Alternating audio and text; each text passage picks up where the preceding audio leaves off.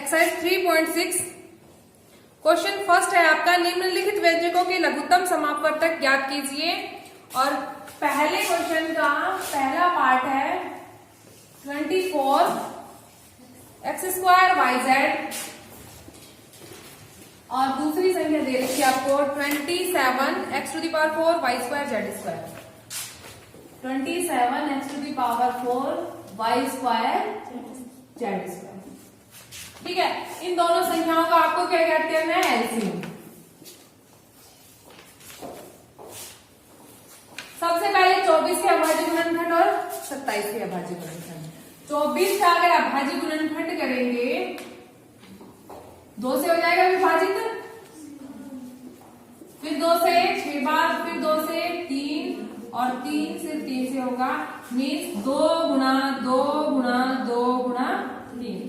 2 की घात कितनी गुणा 27 का अगर अभाज्य गुणनखंड करेंगे तो 27 2 से विभाजित होगा, 3 से विभाजित होगा, कितनी बार 9 3 से विभाजित हो जाएगा 3 बार, और 3 सिर्फ 3 से विभाजित होगा। यानी कि 27 को अगर हम लिखें तो 3 गुणा 3 गुणा 3 की घात 3। ठीक है, अच्छा 24 X square Y Z is equal to 24 को हम क्या लिख सकते हैं, 2 की घात 3 गुणा 2 की घात 3 गुणा 3 गुणा एक्स स्क्वायर गुणा वाई गुणा 27 एक्स की घात 4 गुणा वाई स्क्वायर गुणा जेड स्क्वायर बराबर 27 को 3 की घात 3 गुणा x to the power 4 Y square और जेड स्क्वायर। इसको हमने इन अभाज्य संख्याओं और गुणांकों के रूप में लिख दिया। ठीक है, अब ज्ञात क्या करना है आपको, एलसीएम। और एलसीएम में अभी हमने पढ़ा था कि एलसीएम क्या होता है, ऐसी छोटी से छोटी संख्या जो इससे और इससे दोनों से विभाजित हो। तो हमने लिखा छोटी से छोटी, यानी एलसीएम जब आपको ज्ञात करना हो ना, तो आपको इन दोनों में जो गुणांक दे रखे हैं उन गुणांकों की अधिकतम घात लेनी है। 2 का गुणांक इधर भी इसमें है ही नहीं, और 2 की अधिकतम घात कितनी है, 2 की घात 3। 3 की अधिकतम घात यहाँ कितनी है, और यहाँ पे अधिकतम घात 3 की घात 3। x की अधिकतम घात 4, y की अधिकतम घात और z की अधिकतम घात। ये एक ऐसा व्यंजक आएगा जिसमें 24 एक्स स्क्वायर वाई जेड और 27 x to the power 4 Y square Z square दोनों से विभाजित हो। और ये ऐसा छोटे से छोटा व्यंजक होगा।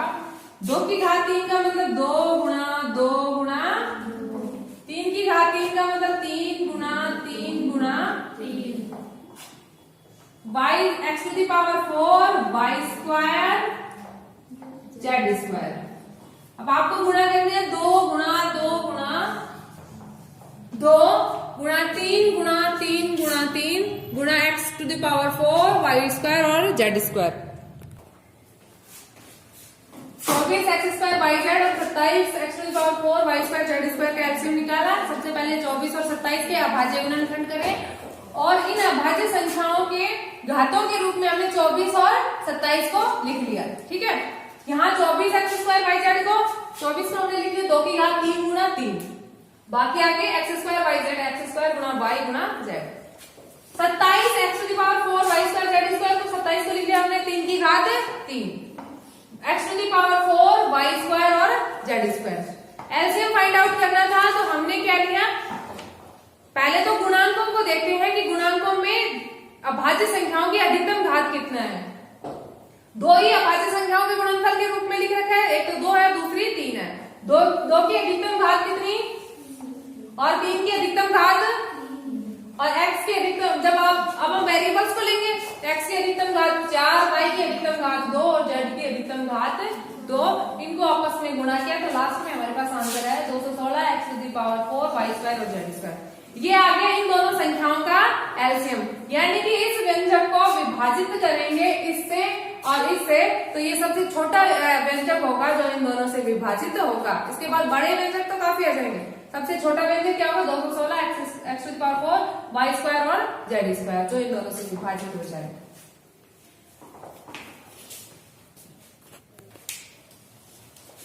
इस क्वेश्चन में आपको जो व्यंजक दे रखे हैं वो द्विघात के रूप में दे रखे हैं, ठीक है, और इनका आपको क्या फाइंड आउट करना है? एलसीएम। पहला व्यंजक है आपके पास एक्स स्क्वायर माइनस 1, इसको हम लिख सकते हैं एक्स स्क्वायर माइनस 1 का स्क्वायर लिखा जाएगा। एक्स स्क्वायर माइनस 1 को हमने लिख दिया 1 का स्क्वायर, 1 into 1 वापस 1 आ जाएगा, ठीक है। और एक इनइक्वालिटी हमने पढ़ी थी ए स्क्वायर माइनस बी स्क्वायर, ए प्लस बी और ए माइनस दोनों बी दोनों के गुणनफल के रूप में लिखेंगे। तो ए का मान x, b का मान 1 और a का मान x, b का मान 1, x minus 1 into x plus 1। दूसरा आपको दे रखा है एक्स स्क्वायर प्लस 1, इसको हमने एज इट इज लिख देना है एक्स स्क्वायर प्लस 1। तीसरा है x square plus x minus 1।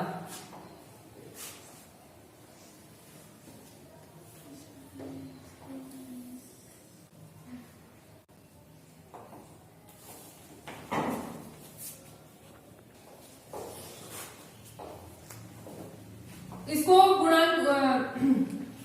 गुणनखंड रूप में लिख नहीं सकते कंप्लीटली, तो इसका एज इट इज रख लिया, ठीक है। अब आपको क्या ज्ञात करना है? एलसीएम। एलसीएम ने हमने क्या करना है? सब मतलब ऐसे सेम गुणनखंड लेने हैं, उन सेम गुणनखंडों की अधिकतम घात लेनी है। जैसे अगर हम देखें तो पहला गुणनखंड हमारे पास है एक्स माइनस 1। एक्स माइनस 1 कहीं पे आ रहा है आपका? नहीं आ रहा, यानी x माइनस 1 की अधिकतम घात क्या है हमारे पास? x माइनस 1 ही है। दूसरा गुणनखंड x प्लस 1 आ रहा है, कहीं x प्लस 1 है? नहीं है, तो वापस x प्लस 1 आ गया। तीसरा गुणनखंड है आपके पास x स्क्वायर प्लस 1, इसकी भी अधिकतम घात क्या है? x square plus 1। और चौथा गुणनखंड आ गया आपके पास x square minus x plus x minus 1, ठीक है। यानी कि कोई भी गुणनखंड कॉमन नहीं था, इसलिए हमने सारे गुणनखंडों के मल्टीपल के रूप में लिख लिया इस एलसीएम को, ठीक है। ये वही a minus b into a plus b, a square minus b square, 1 का स्क्वायर वापस 1 लिख दिया, x square plus 1 into x square plus x minus 1। अगर वापस देखें तो a minus b into a plus b, ठीक है। a का मान एक्स स्क्वायर यानी एक्स स्क्वायर का होल स्क्वायर माइनस 1 स्क्वायर वापस 1 आ गया into x square plus x minus 1। X square whole square x square into x square x की घात minus x square plus x minus 1। ये आ गया इन दोनों का एलसीएम। मतलब आपको ये इस टाइप से जैसे द्विघात के रूप में दे रखा हो तो आपको करना क्या है? सबसे पहले उनको गुणनखंड रूप में लिख लेना है, ठीक है।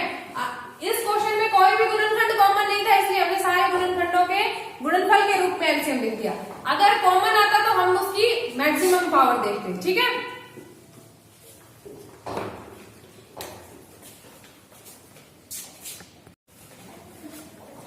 Sixth part of question first 18 6x to the power 4 plus x cube minus x square, और दूसरा बहुपद है 45 2x to the power 6 plus 3x to the power 5 plus x to the power 4, और इसका आपको क्या निकालना है? एलसीएम, ठीक है। अब एलसीएम निकालने के लिए सबसे पहले तो जो गुणांक दिए हैं उन गुणांकों के अभाज्य गुणनखंड पता होने चाहिए, ठीक है। और उसके बाद जो बहुपद दिया है उसके भी अपन क्या करेंगे? गुणनखंड करेंगे, ठीक है। तो अभाज्य गुणनखंड करें 18 के, फिर 3 से, यानी 2 गुणा 3 की घात 2, गुणनखंड करें, ठीक है, तो 2 से विभाजित होगा 45, नहीं होगा। 3 से 5 और 4 9, 9 में 3 का भाग जाएगा, इसका मतलब 45 में भी 3 का भाग ही जाएगा। 3 एकम 3 और 3 पंच 15, 3 से विभाजित हो जाएगा, 3 पंच 15 और 5 से, तो 5 से विभाजित होगा। मतलब हम अगर 45 से अभाज्य गुणनखंड करें तो 3 गुणा 3 गुणा 5, यानी 3 की घात 2 गुणा 5, ठीक है। ये तो बोलिए हमने अभाज्य गुणनखंड। इन जो संख्याएं जो ये बहुपद दे रखे थे उनके जो गुणांक दे रखे हैं उनके, ठीक है। अब हम क्या करेंगे, ये जो बहुपद है इनके अभाज्य गुणनखंड करेंगे। पहला बहुपद है हमारे पास 16 x की घात 4 प्लस x की घात 3 माइनस एक्स स्क्वायर, ठीक है। कुछ कॉमन आया है,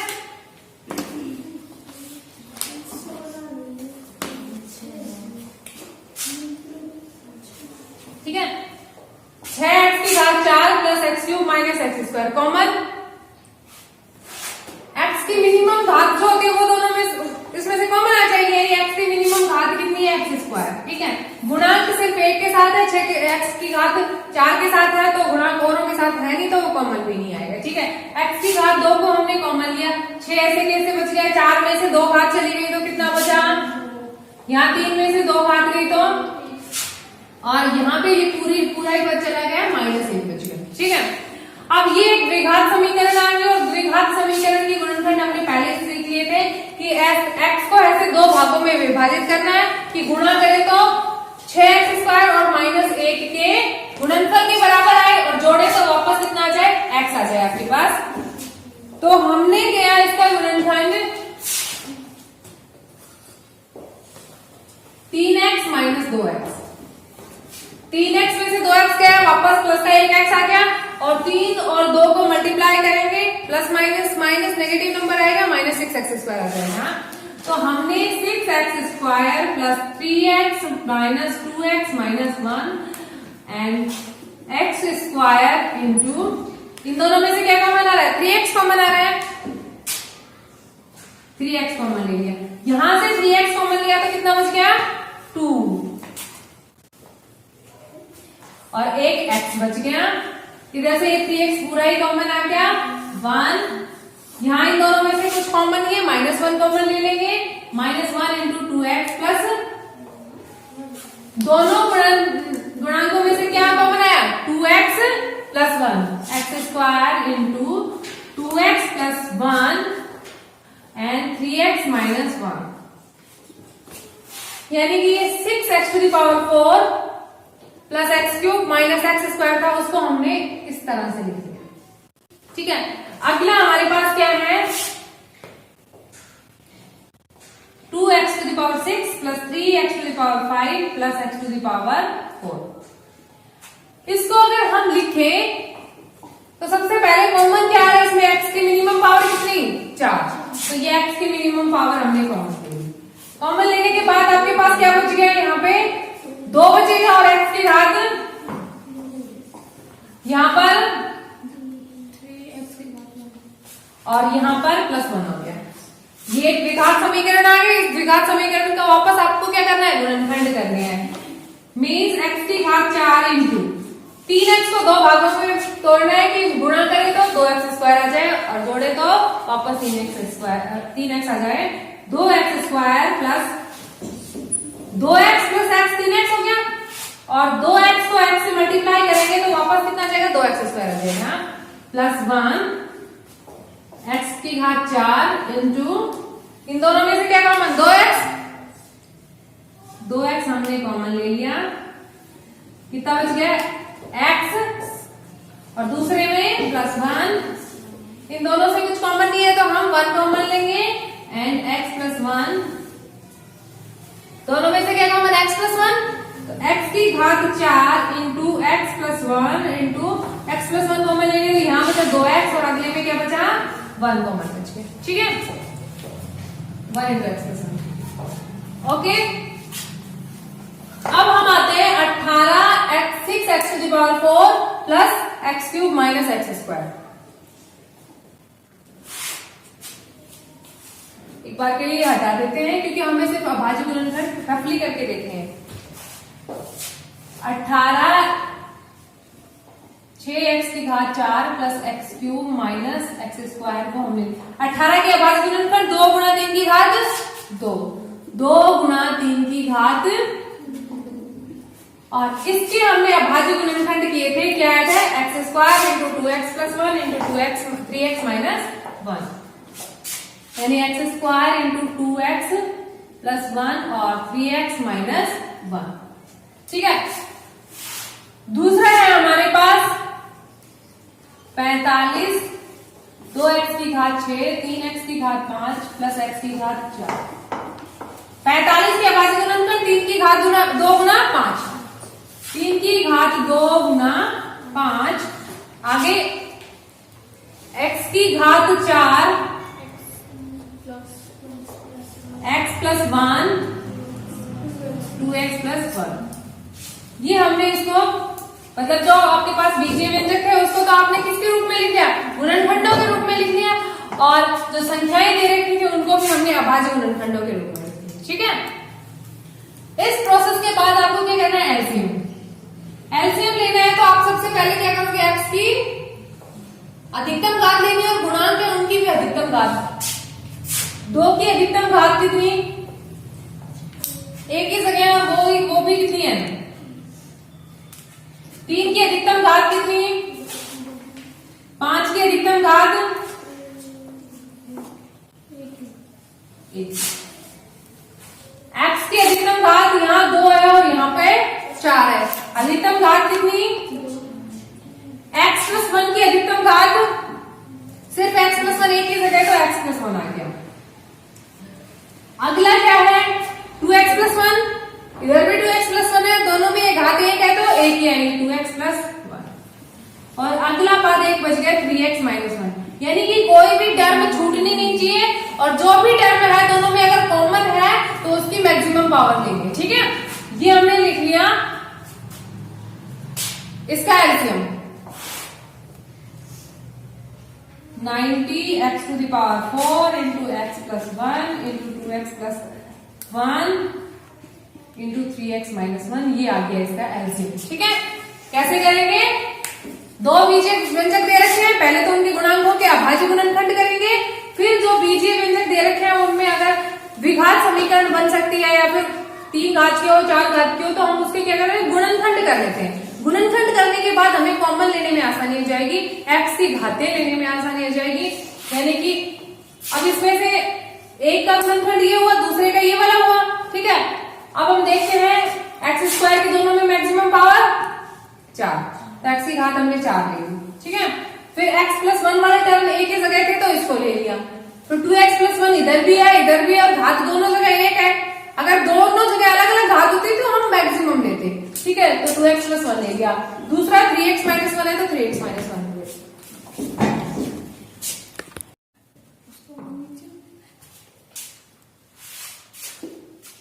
16x स्क्वायर वाई स्क्वायर और 48x की घात 4 जेड का ऐसे फाइंड आउट करना है। 16 के बाद गुणनखंड करेंगे, फिर 2 से किया 2 और ये आ गए 2 गुणा 2 गुणा 2 गुणा 2, 2 की घात कितनी आ गई 4। 48 से करेंगे, फिर 2 से किया, फिर 2 से किया, फिर 2 से किया। ठीक है, यानी 2 गुणा 2 गुणा 2 गुणा 2 गुणा 3, 2 की घात 4 गुणा 3 की घात 3। ठीक है, ये इन दोनों के अभाज्य गुणनखंड करते हैं। अब आपको लिखना है 16x की घात 2 y की घात 2, 16 को हम लिख सकते हैं 2 की घात 4, 2 की घात 4 x स्क्वायर y स्क्वायर। ठीक है, उसके बाद 48 को हम लिख सकते हैं 48x की घात 4 और z। 48 को लिख दिया 2 की घात 4 गुना और x की घात 4 इंटू z। HCF निकालना है। ऐसा फैक्टर होगा और वो बड़े से बड़ा फैक्टर होगा जो 16x² वाई स्क्वायर और 48x की घात 4 जेड को विभाजित कर सके। ठीक है, तो इसके लिए हम क्या करेंगे, जस्ट ऑपोजिट किससे करेंगे, एलसीएम के।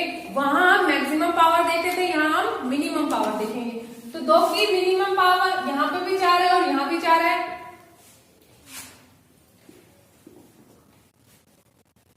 3 देखो यहाँ है नहीं और यहाँ 3 की घात 1 है, मतलब 3 है नहीं, मतलब 3 की घात 0 ले सकते हैं। किसी भी संख्या की घात 0 का मतलब 1।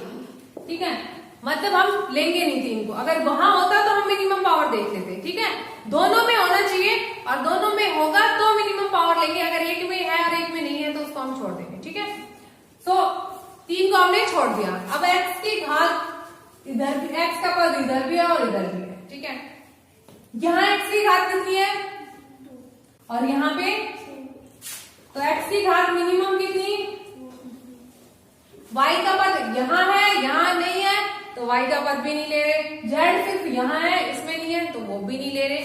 मीन्स 2 की घात 4 गुणा x स्क्वायर 16x स्क्वायर, ये आ गया एचसीएफ इन दोनों संख्याओं का। यानी कि 16x स्क्वायर ऐसा बड़े से बड़ा नंबर होगा जो इसको भी विभाजित कर सके और इसको भी विभाजित कर सके, इन दोनों का फैक्टर होगा। ठीक है,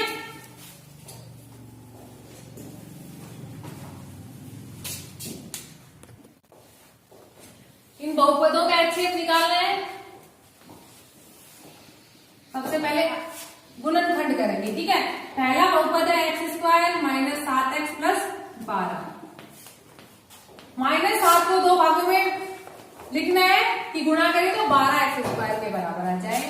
x स्क्वायर माइनस 12 किसके टेबल में आता है, 2 के टेबल में आता है, पर 2 6 12, 6 और 2 को मतलब जोड़े घटाएंगे तो 7 नहीं आएगा। 3 की टेबल में आता है, 4 दिया 12। ठीक है, और 4 और 3 7, और दोनों कैसे हैं, ऋणात्मक होंगे तभी आपके पास 7 माइनस आएगा। Mean 4x minus 3x plus 12। इसमें से कॉमन क्या आ गया, x कॉमन आ गया। x कॉमन आ गया तो आपके पास एक x बच गया और यहाँ पे -4। अगले में 3 कॉमन ले लेंगे, -3 कॉमन ले लिया। यहाँ कितना बचा, और अगले में 4 दिए 12, और दोनों में से अगर कॉमन ले तो x -4 आ गया कॉमन। यहाँ पे कितना बचा x और अगले में 3, यानी कि इसके 2 गुणनखंड x -4 और x -3 हो गए। ठीक है, अगला बच लेते हैं x square minus 10x plus 21। Minus 10x को 2 पार्ट्स में लिखना है, गुणा करें तो कितना आना चाहिए, 21। 3 7 21। ठीक है, 3 और 7 और 3 10 भी हो गए। माइनस का 10 चाहिए तो माइनस का 7 होगा और माइनस का ही 3 होगा। x square minus 7x minus 3x और प्लस 21, दोनों को गुणा करेंगे तो माइनस माइनस प्लस होकर 7 21 हो जाएगा। कॉमन कितना, x माइनस 7। ठीक है, अगले में -3 कॉमन ले लिया तो यहाँ कितना बच गया, x बच गया, और 7 से 21 -7 आ गया। कॉमन लिया x -7 को, पहली टर्म में x और अगली में -3, x -7 इंटू x -3। ठीक है, अगला बहुपद है हमारे पास x square plus 2x minus 15।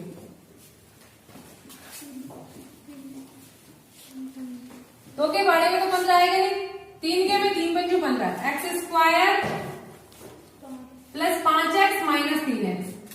5 में से 3 गए तो वापस 2 आ गए, और 5 को 3 से मल्टीप्लाई किया 15, और पॉजिटिव नेगेटिव से मल्टीप्लाई हुआ नेगेटिव, प्लस सॉरी माइनस का 15 इज इक्वल टू, कॉमन क्या है इसमें से, x कॉमन आया, x कॉमन लिया x, अगले में कितना बच गया 5, इसमें से क्या कॉमन, -3 x प्लस 5, दोनों में से कॉमन आया x प्लस 5 और x -3।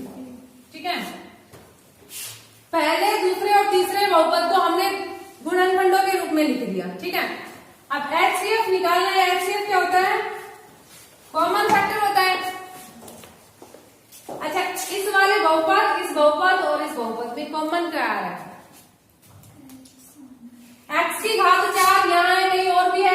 चार कॉमन वही संख्या लेते हैं ना जो हर एक में हो।